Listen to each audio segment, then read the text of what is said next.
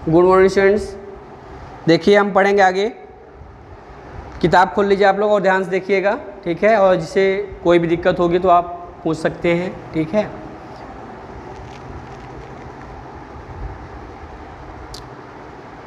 हमरे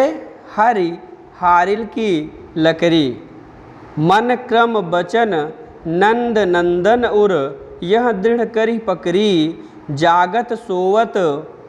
स्वप्न दिवस निसी, कान्ह कान्ह जकरी,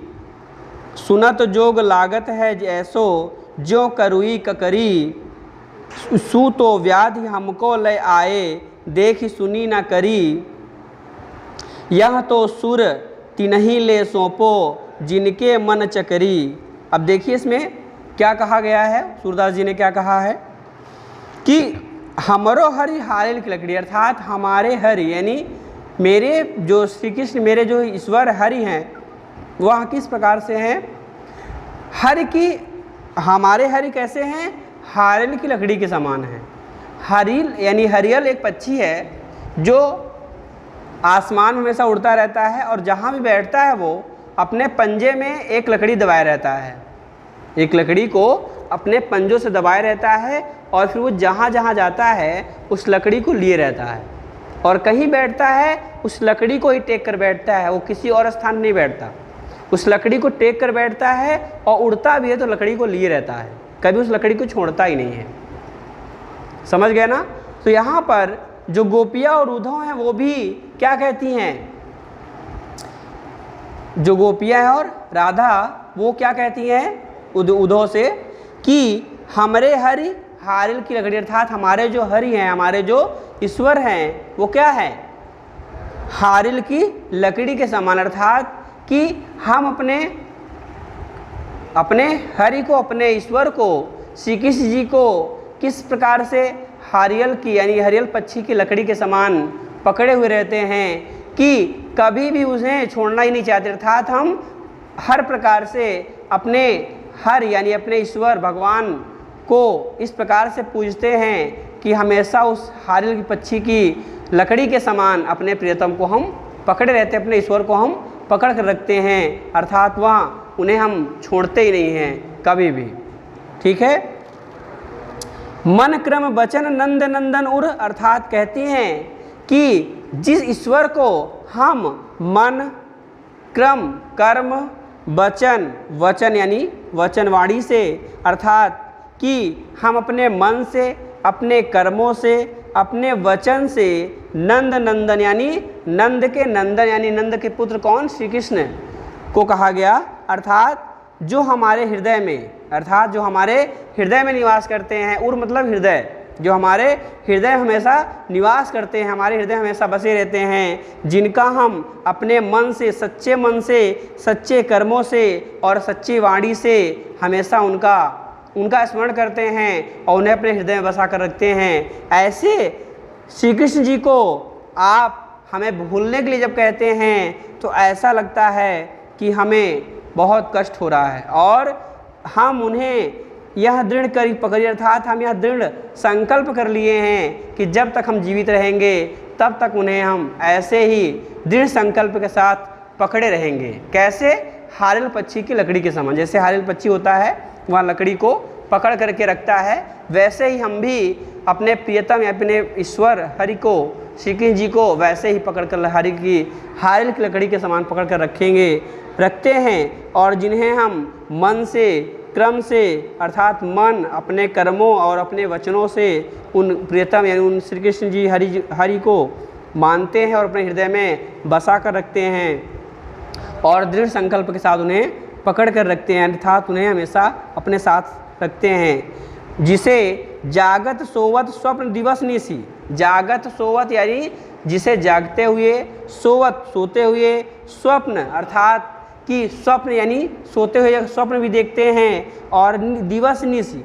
दिवस मतलब दिन में और निस मतलब रात्रि में, अर्थात कि जागत सोवत जागते हुए, जिसे उस ईश्वर को जिसे हम लोग जागते सोते स्वप्न में, दिन में, रात्रि में, कान कान जकरी अर्थात कान्हा कान्हा करके यह स्वर करते रहते हैं, अर्थात अगर जगते हो, सोते रहे, स्वप्न में रहे, दिन हो या रात्रि हो, हमेशा कान कान पुकारते हैं और बस यही जगते रहते हैं, यही अर्थात यही जकड़े रहते हैं, अर्थात उन्हीं को हम स्मरण करते रहते हैं। आगे देखिए, सुनत जोग लागत है ऐसो जो करुई ककरी, अर्थात हे उद्धव, जब से आप आए और हमें योग करने की बात कह रहे हैं कि तुम लोग योग करो और कृष्ण जी को भूल जाओ, तो ऐसा लगता है कि मानो हमारे मुख में कड़ुई ककड़ी डाल दिया गया हो या कड़ुई ककड़ी खा लिए हैं। ककड़ी समझते हैं ना, जैसे खीरा और ककड़ी होती है खाने के लिए, तो मानो यहाँ पर उद्धव क्या कहते हैं, मतलब गोपिया राधा क्या कहती हैं कि हे उद्धव, आप जब से आए और आपने हमें जब योग विद्या की बातें की, बताई योग करने के लिए, तो हमें ऐसा प्रतीत हुआ कि मानो हमारे मुख में कड़ुई ककड़ी चली गई हो और बहुत तीखा लगा, ऐसा प्रतीत हो रहा है, ऐसा उन्होंने कहा। ठीक है, सुनत जोग लागत है सो जो करुई ककरी, अर्थात योग सुनते ही हमें ऐसा लगा जैसे हमारे मुख में कड़ुई ककड़ी चला गया हो या हम कड़वी ककड़ी खा लिए हों। सु तो व्याधि हमको ले आयो देख सुनी न करी, अर्थात कि हे उद्धव, आप तो ऐसे व्याधि को लेकर आए हैं, अर्थात ऐसे कष्ट को लेकर के आप हमारे पास, दुख को लेकर हमारे पास आए हैं कि जिसे आज तक ना हमने कभी देखा है, ना हमने कभी सुना है और ना हमने कभी किया है। अर्थात आप योग नामक ऐसा दुख लेके आए, ऐसी व्याधि लेके आए हैं कि जिसे आज तक ना हमने कभी देखा और ना आज तक हमने कभी सुना इसके बारे में, और ना आज तक ने हमने कभी इसे किया। ऐसा कष्ट आप आज लेके हमारे सम्मुख आए हैं कि हम क्या करें, हम सोच नहीं पा रहे हैं। यह तो सुर तिन्हीं ले सौंपो, अर्थात सूरदास जी कहते हैं गोपियों और राधा के मन की बातें, यानी गोपियों और राधा के मन की बातें सूरदास जी अपने